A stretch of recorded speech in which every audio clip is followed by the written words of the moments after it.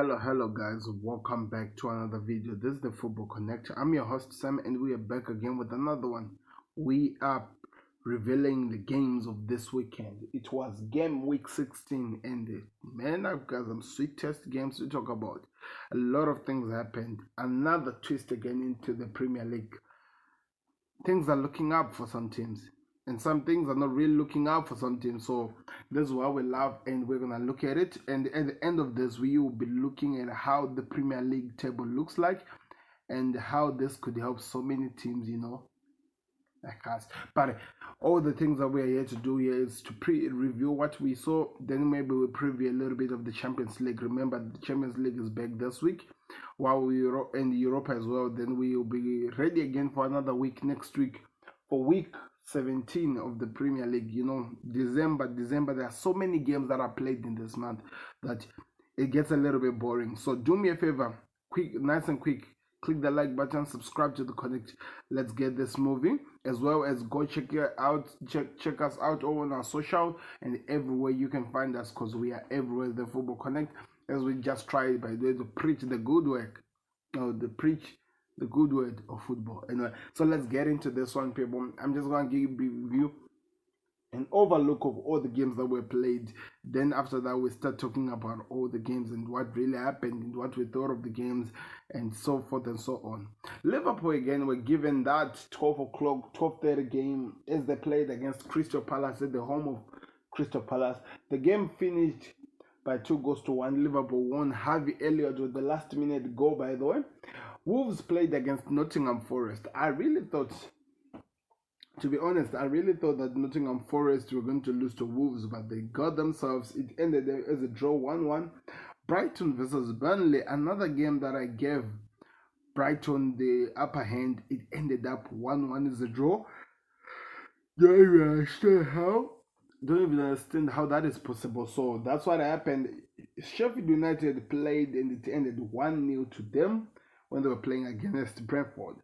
Then also Manchester United at Old Trafford were embarrassed, were humbled, and were left wondering exactly which direction are they going, up or down, as they were beaten by Bournemouth by 3-0. Then Aston Villa, again the trend continues, stopping the big giants, making their home ground a fortress, and that's exactly what they did. They played against this team that we call. They played against this team that we call.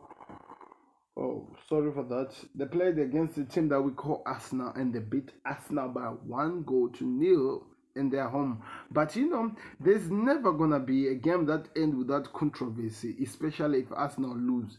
Well, they always make sure that it is a controversy.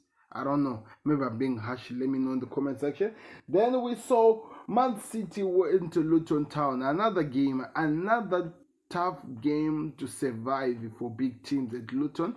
Man City won the game by 2-1, but trust me, it wasn't without some fight. It wasn't without actually some serious test. We'll talk about as we get to that. Fulham played against West Ham. And I have no idea where the goals are coming from Fulham. Anyone who's watching this game, the Fulham games, tell me what's happening here. Because another 5-0 win against West Ham. So in total, in just 2 games, Fulham have scored 10 goals. That is crazy.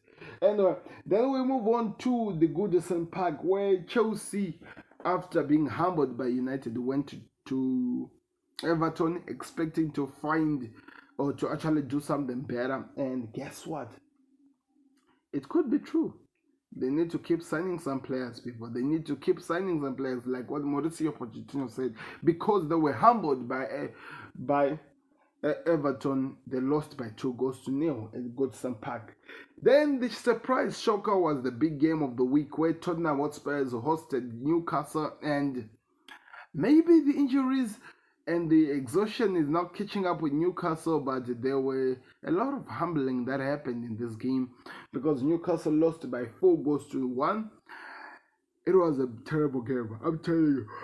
So those are all the games which were played, and we are gonna be talking about them, and we see where we go from there. But tell me, let me know your thoughts in the comment section. Are you enjoying the football? of this week, and what are you expecting to see as we move forward? Click the like button, subscribe to the Connect. Let's start talking about the big games of the week. So I have to say the big game of Saturday has to be Arsenal versus Aston Villa. This was a good game. To be honest, this was a good game in terms of, okay, it was not a massacre like what we saw Aston Villa do to Man City. That's an improvement on that. It means that maybe Arsenal are at a better place than Man City. But the end result was the same. Aston Villa won the game. John McGinn with an amazing goal, which was amazing. They opened up this Arsenal team. The Raya could not do anything when the ball was kicked. The defense, that strong defense, could not hold Aston Villa when they were heading them. And now Arsenal fans are complaining. Now, let me tell you why they're complaining. They're talking about the Gabriel Jesus penalty, which when you look at it, you'll say, okay, that's a weak penalty. But the fun part is that on the other game, earlier on at 12:30, Liverpool were given exactly a similar penalty to what Arsenal were not given. So the fans are not complaining about the penalty, the penalty looking as easy or maybe as weak as it was. They're actually complaining about the consistency of the VAR, that you cannot give a penalty on the other side for Crystal Palace. Then you come again and you refuse to give another player. Of course, they're two different referees, but it's the same thing. It's still happening in Scotland Park, where the VAR is, where they did this decision and they came up to the conclusion that that was a penalty and that other one was not a penalty. I just don't get it. Why does this thing keeps happening, and how this is going to cost the season? Really, I can tell you, as much as the season is going strong, it's really exciting.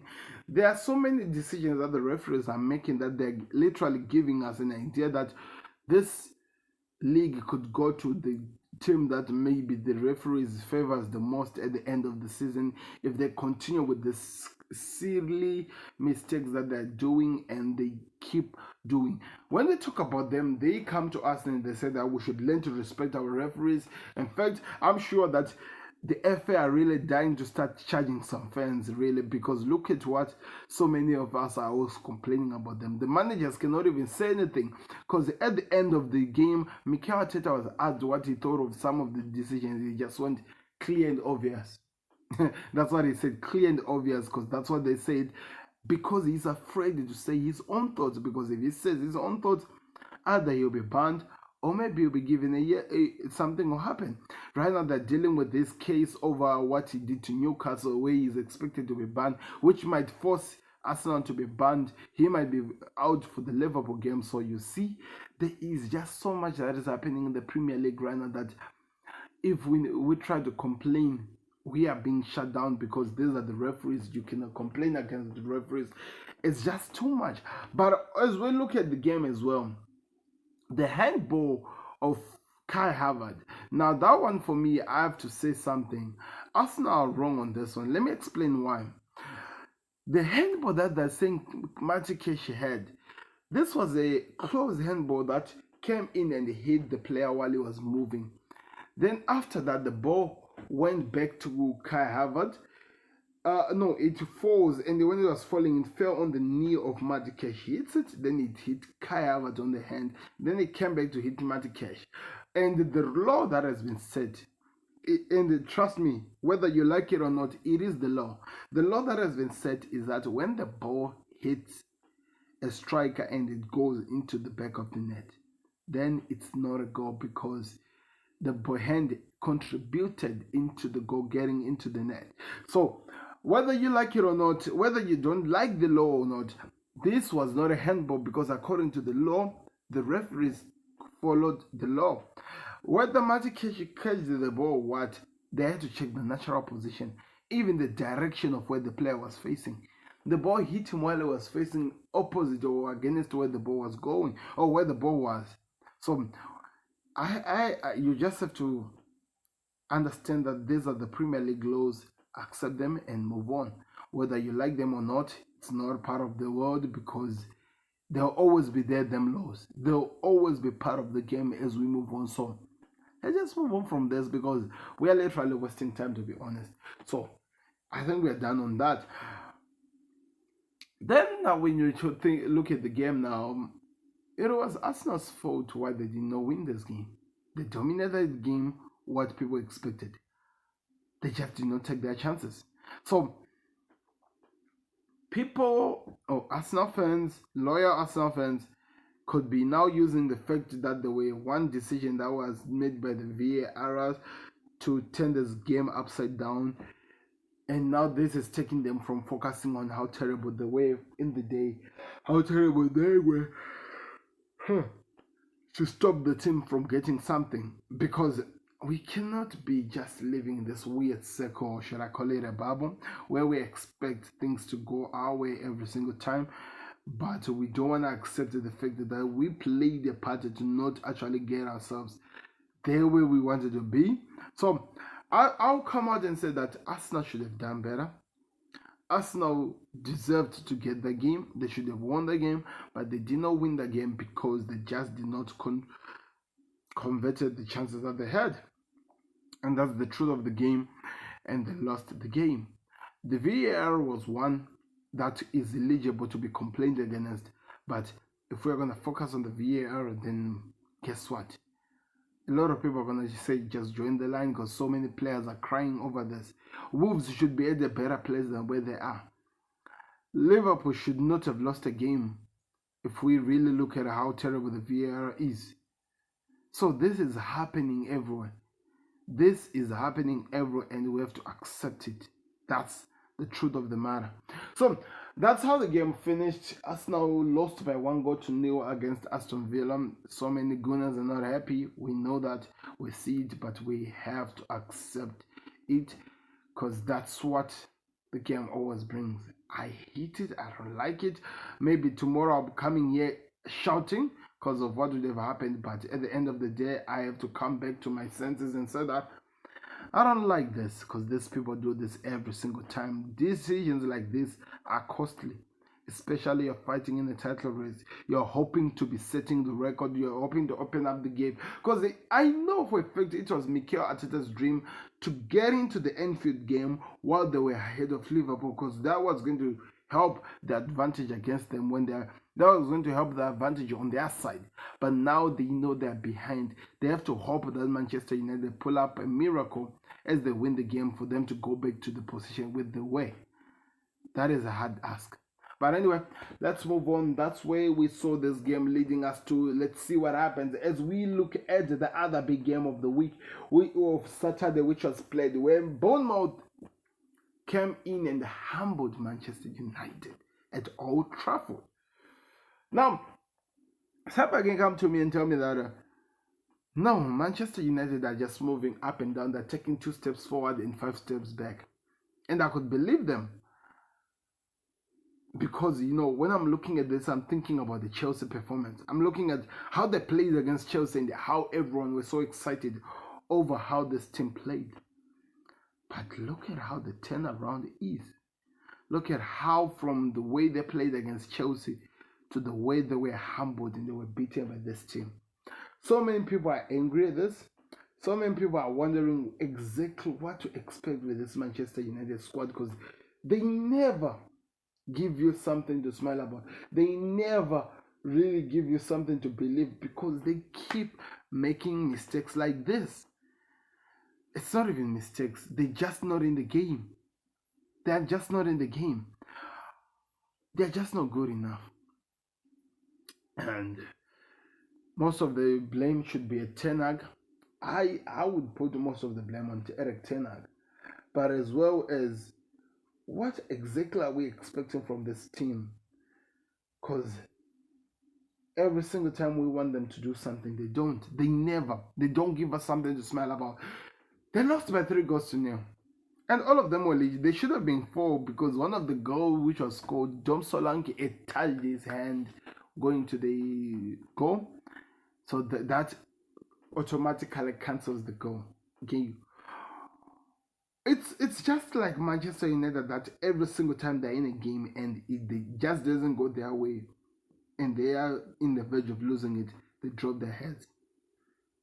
And I feel like that's exactly what they did in this game.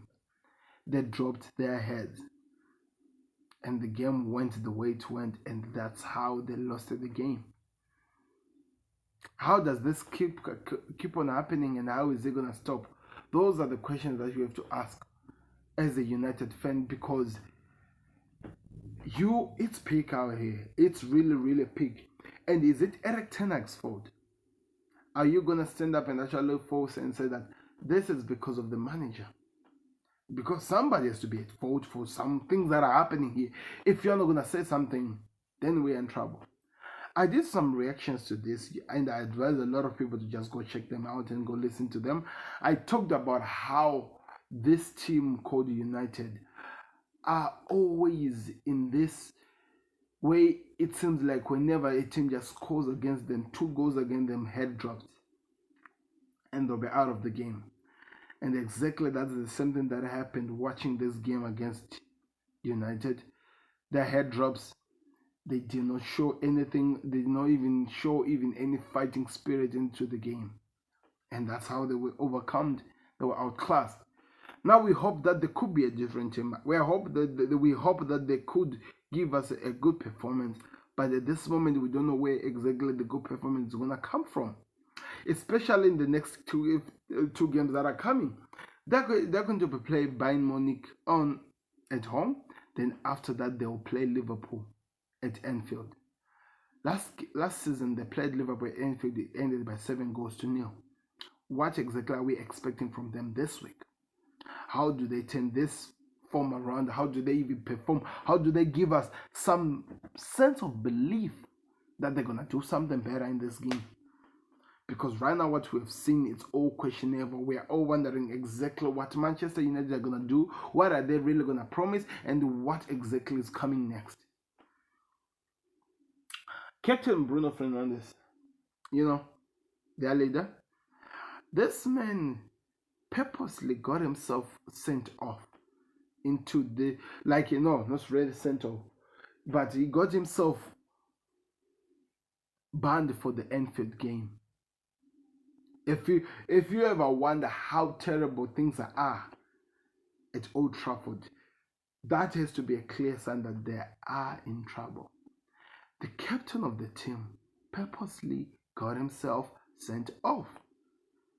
He did that because he was afraid of Anfield. Maybe he's putting it back to the manager for what the manager did to him. Or maybe it was just him who was so serious, who was fighting, and he was so emotional, and it all backfired for him. But something happened in that game because the way he got himself sent off. No captains really could ever do such a thing.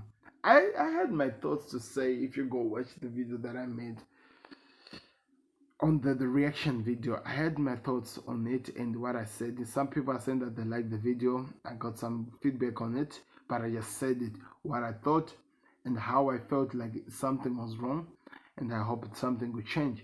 You should go check it out. But now we are here as they prepare for Anfield.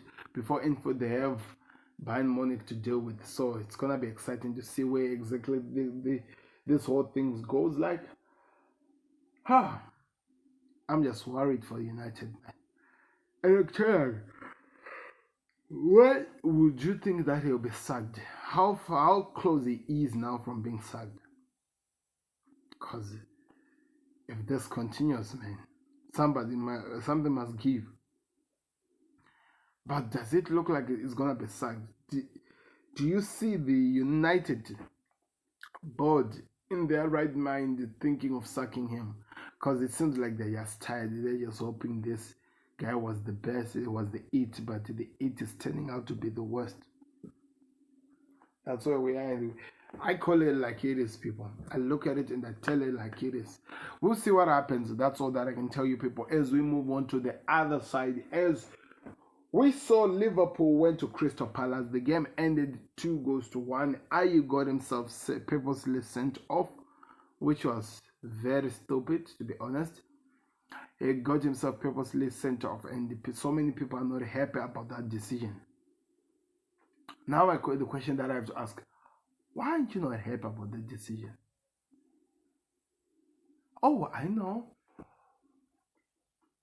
Because this is a small team which was beating Liverpool. The Liverpool that was not on form, by the way. Let's be honest about that.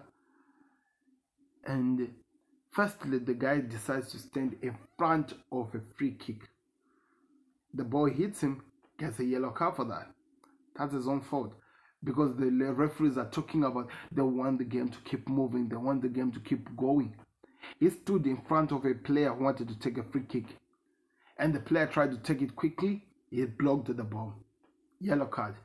Straightforward. The second chance, he stopped the tackle of the player who was on a counter attack to go try to attack. That's a stupid decision. Second yellow card. Out. Out with the red. Where is the wrong there? How do you tell me that's not a yellow card?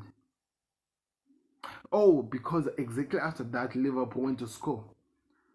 So you are angry at Liverpool. You are angry at the referees because Liverpool went to score after a decision which, by the way, is in the law. No player is allowed to stand in front of a free kick. No player is allowed to do that. Every week, I think of all the rules that were done, the referees were consistent on that one. Look at Manchester City versus Luton Town. A player from Luton was given a yellow card because of that. He stood in front of a ball which was about to be taken and he was given a yellow card. So that's consistency in my book. That's consistency in my book. But because some people are not happy with how now the results have turned out, because Liverpool now have the upper hand. They're now at the top of the league. They are going to try to look at anything and try to blame how the referee got it wrong, how things went so wrong, and whatever that happened. But I don't want to focus on that. Let's talk about the game. That was one of the worst games I've watched from Liverpool. They were just not in the game. It never looked like they got themselves into the game. And because they didn't do that, they almost lost the game. By the way, the penalty from Mateta, is this soft or penalty? I want to hear your thoughts in the comment section because, like I said, a Gabriel Jesus penalty, which is similar, was not given, but this was given. After 3 minutes, apparently they were checking it. And so it had to be brought back and the penalty was given. That's where my question is. Mateta scored from the penalty, and from then Liverpool had to hope where to play, and after Ayew was sent off, the game continued just a few seconds and there was a goal. Salah scored his 200th goal for the club. What a legend. Curtis Jones assisting him, who came in as a sub, by the way, taking, I think he replaced, was it Gravenberch to get in? Harvey Elliott came in as well. I'm not sure who he replaced. Is it Dominic Soboslai? Let me know in the comment section. But also, like I'm saying, Salah's 200th goal for the league, for Liverpool, as well as 150th goal for the Premier League. The man keeps breaking records, and I'm hoping if he stays for another 2 seasons, he'll be able to achieve even more records, keep breaking so many records as he go forward. Alan Shearer knows that he's already in those other side. Of course, Salah has not been scoring like he has been doing. Now it looks like he's now more of a playmaker, but he's still scoring goals when he has to. One thing that I have to say, the strike force of Liverpool hasn't started firing, and if I'm a Liverpool fan, I could be worried about that because we need those goals. We need the team to start scoring goals. We need the Liverpool team to start giving us something to smile about. They haven't been doing that, and that's a worry. The game finished 2-1, and Alisson, by the way, Alisson, how did he keep up that goal? The first shot that was taken, which should have gone in, I have no idea how he saved that. That's why maybe we call him the best goalkeeper in the world, in Europe, because of shots like that, because of saves like those. They show us what he's capable of doing. They show us that he's one of the best in the world. And we have to give him some respect for what he did, because that kept Liverpool into the game. So many people thought that he could have, if he had fallen to do something in that game, could have been a different game. Let's be honest, it could have been a different game. But because of him, that's why he was very important to come in, even though we knew he wasn't 100% fit. But he came in for the team, fought for the team, gave the squad something to smile about, and here we are, smiling as we move forward. So I'm happy about Alisson. That was so important. That was so much. That was very, very important for us to see him do that. Very, very important as we move forward. Now we look forward to see where we go from here. As the other game we need to talk about from this Saturday has to be Burnley versus Brighton. It ended 1-1. How did that even happen? Like, to be honest, how did that even happen? What's wrong with Brighton? One day they're hot, one day they're cold. One day they're hot, cold.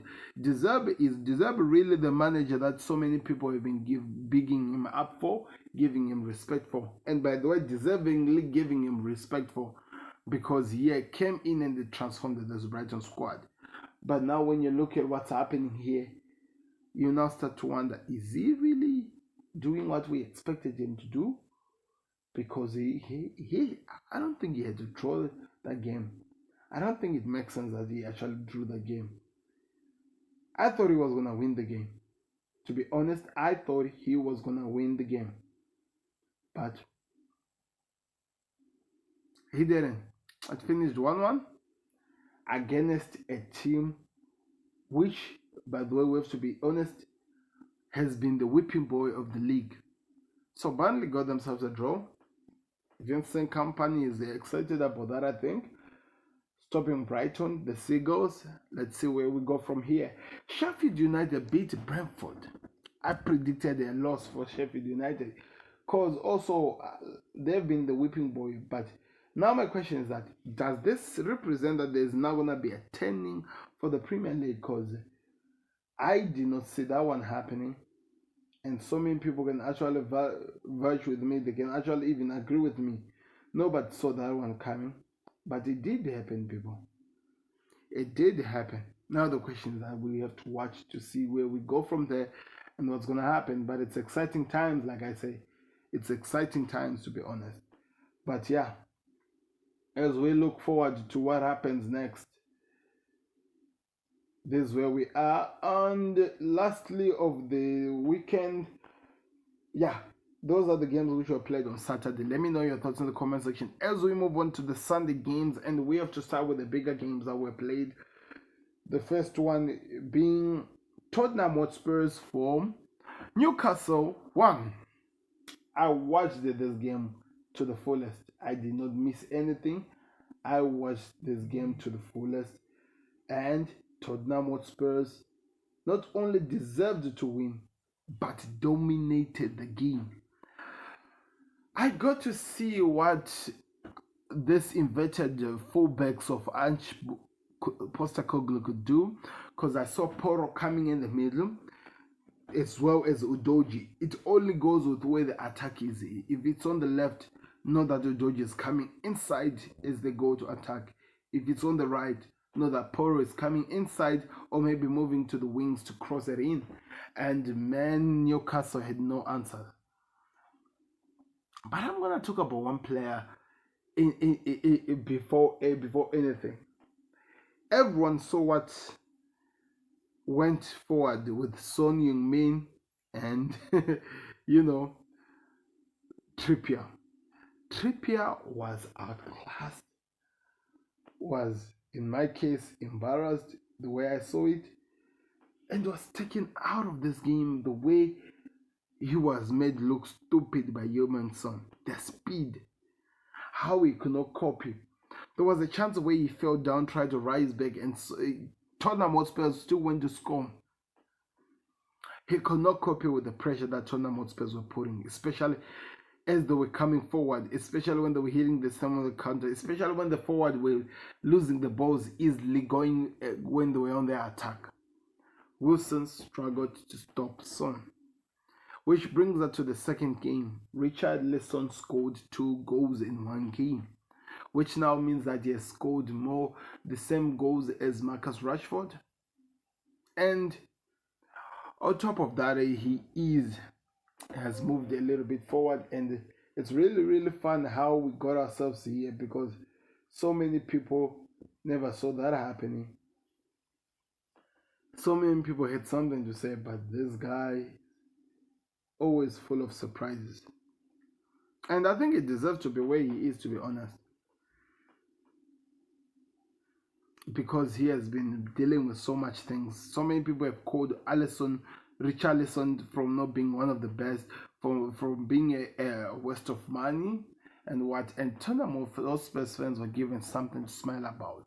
Especially playing against the Jodies, one of the teams that has been really informed. If it weren't for the injuries, they could be one of the teams that so many people will be talking about going forward in what they could do, but they were outclassed. 4 goals, 1 goal from Son, 2 assists, I think. Assist for Udoji, another assist for Alisson, and another assist for Pedro Porro.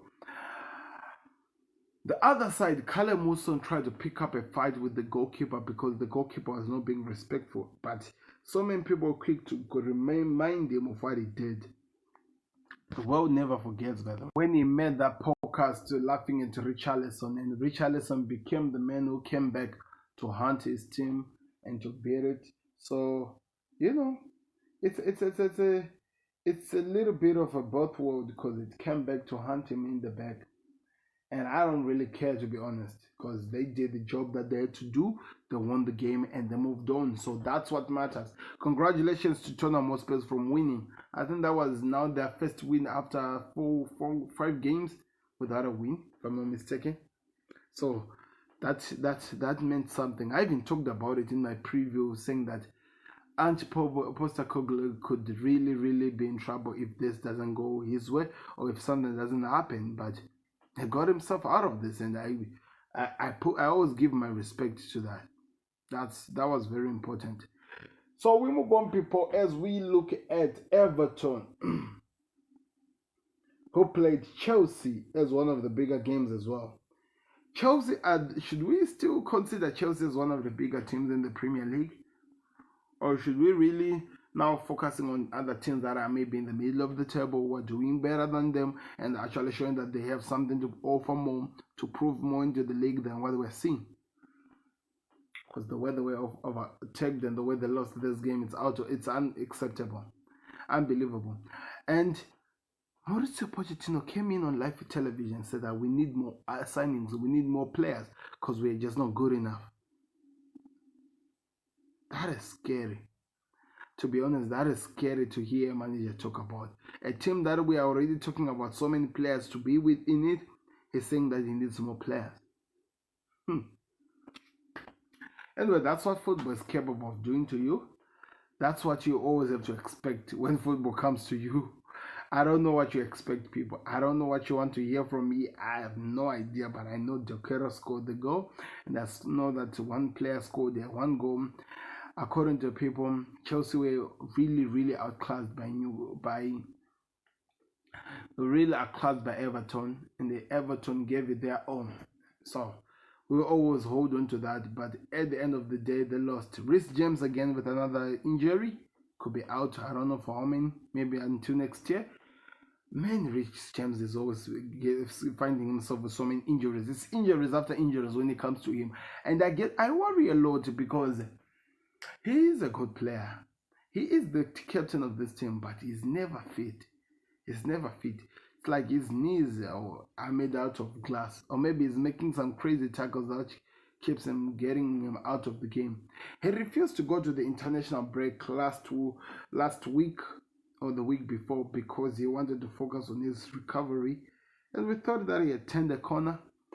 But now when we look at it, it doesn't look like he did. Anyway, let me know your thoughts in the comment section. What did you thought of the game, and what are you really expecting to see forward as we move forward? But like I said, they lost. They lost. That's the only thing I can say. Man City had to fight themselves back into this game, because Luton Town gave them a game. It was not easy. Jack Grealish with the winning goal, but Luton Town again, like Arsenal, they sucked the life out of Man City. That small ground does it for so many people. Liverpool do not even get a victory there. At least Arsenal and City got a victory. And I think it was an important victory for City and Pep Guardiola, because if they had lost this game, it could have been 5 games without a win for them. And that would have been another new level for them.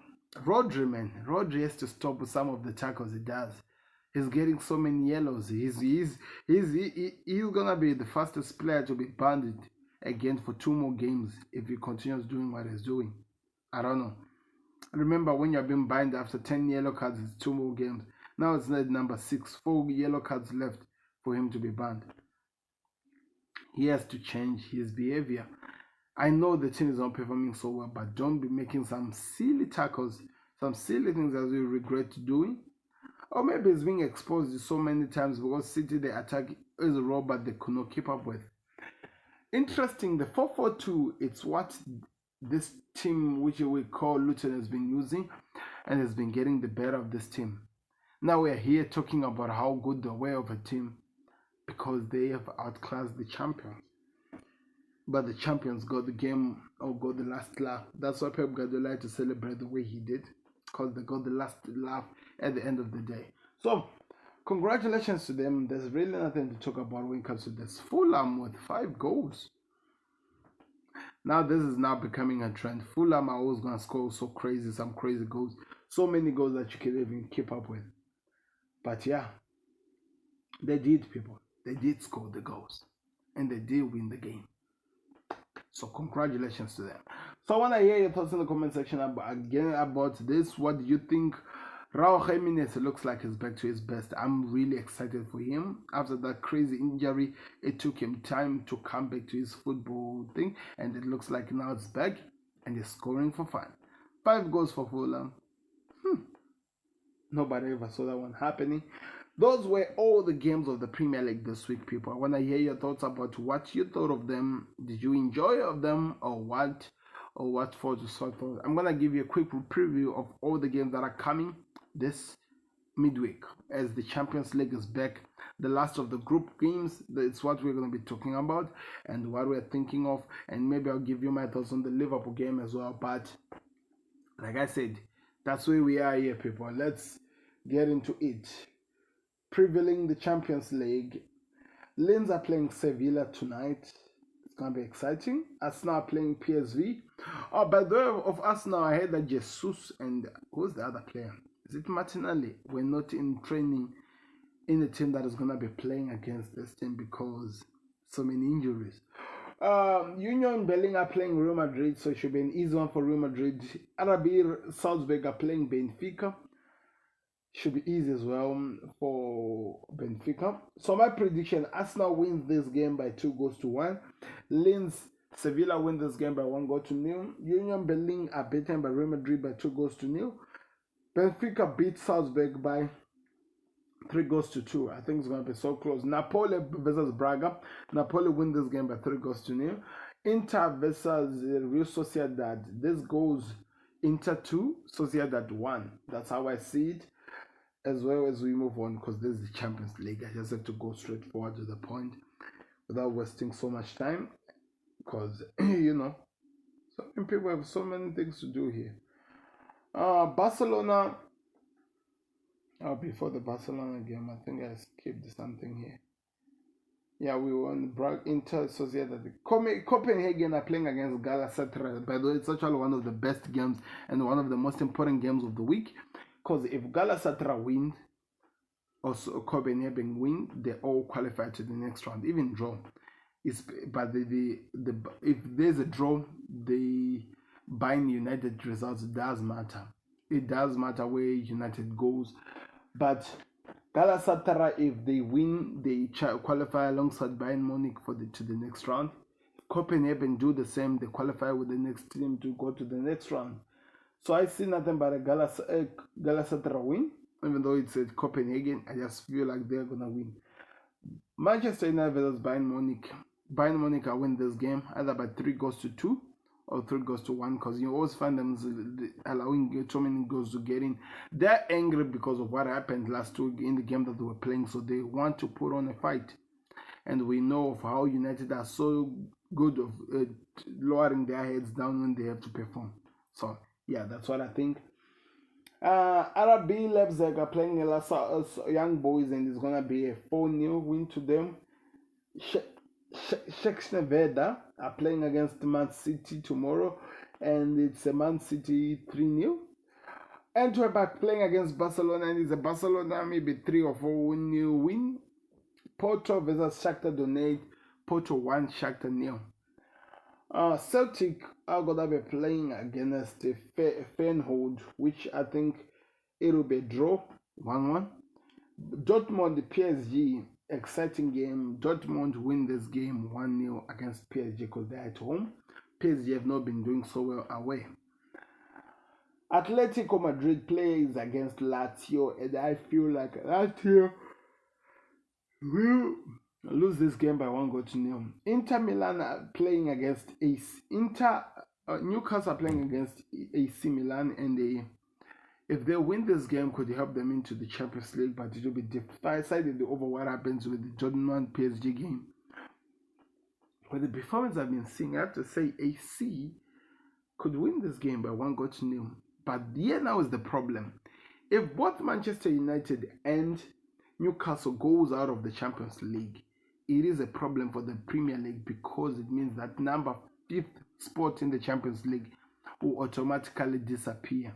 It will be given to the other team. So there's a problem for the Premier League as a whole. But we are here, people, to talk about it. I want to hear your thoughts in the comment section.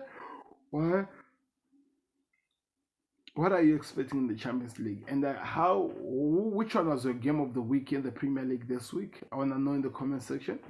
And your player of the week, let me know in the comment section as well. It's very, very important. Yeah, for me, my player of the week has to be Alisson. Alisson is just a good goalkeeper. And my game of the week has to be Man City and a team. How do we call it? Luton Town. I think that it did all. There were some fights they gave it their all. Pep Guardiola moaned again, something like that. And we are here for it. We love to see it. And the stats over what's happening: Haaland still leading with 14 goals, Salah following 11, Son Heung-min with 10, Gerard Bowen with 9, Dominic Solanke with 8, Wang Chan with 8, and Oli Wapkin with 8. Those are the 2 players who are leading in terms of goal scorers.